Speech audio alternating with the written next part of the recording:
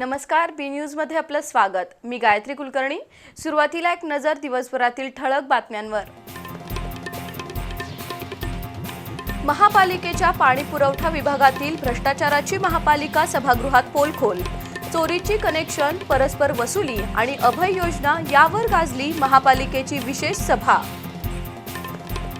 करूळ घाटात भीषण अपघात। सिमेंटचा ट्रक खोल दरीत कोसळल्याने विजापूरमधील बाप-लेकाचा जागीच मृत्यू।